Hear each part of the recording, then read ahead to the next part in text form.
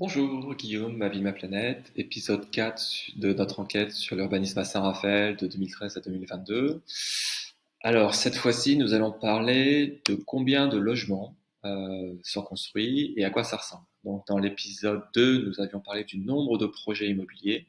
Cette fois-ci, on va parler du nombre de logements. Donc dans un projet immobilier, vous pouvez avoir un logement, une maison, ou vous pouvez avoir plusieurs logements quand c'est un petit immeuble. Donc, le premier graphique que vous voyez, ce sont le nombre de logements créés de 2013 à 2022, et on peut constater que à partir de la révision du PLU, il y a une croissance continue, et notamment le record en 2022 du nombre de logements créés, avec un peu plus de 600, presque 700 logements créés cette année-là. On voit qu'aussi il y a les deux gros pics, c'est 2015 et 2022. Et pourquoi on flirte et on dépasse les 600 logements par projet immobilier, c'est principalement parce qu'en fait, il y a eu beaucoup de logements sociaux à ces deux dates. Sinon, autrement, on est plutôt en dessous. Donc ça, c'est le nombre de logements créés. Et en fait, si on fait une analyse plus fine sur le nombre de logements moyens par projet immobilier, ça donne un peu plus un éclaircissement sur qu'est-ce qu'on construit à Saint-Raphaël.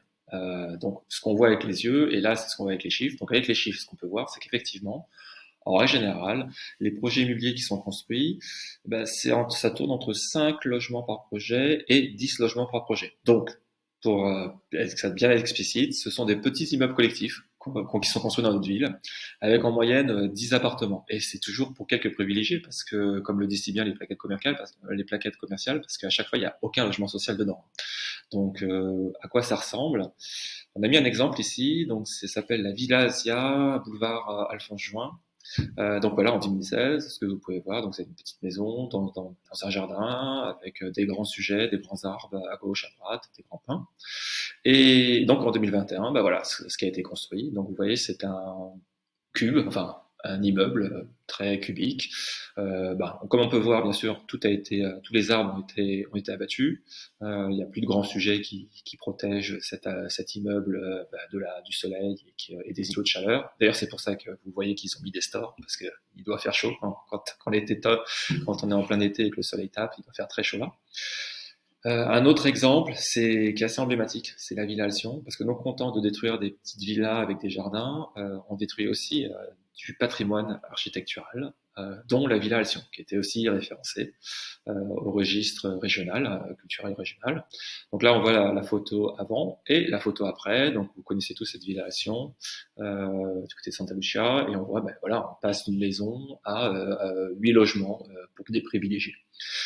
Donc, un des dommages collatéraux de cette prolifération de cubes de béton, qu'on voit donc Villa Asia ou Villa Alcyon, c'est qu'en fait, et notamment c'est pour le quartier de Vallescure. En fait, de plus en plus, il y a ce genre de petits logements qui sont construits. Et ce qui fait que lors de l'étude pour les sites patrimoniaux remarquables, en fait, Vallescure n'a pas été sélectionné, contrairement aux autres quartiers de Saint-Raphaël, parce qu'en fait, et ça c'est la DRAC, qui est la Direction régionale des affaires culturelles PACA qui le cite, donc là c'est une citation, il a été jugé que malgré la qualité de nombreux éléments architecturaux et paysagers, le nombre de réalisations sans qualité affaiblit la lisibilité patrimoniale de ce quartier Vallescure.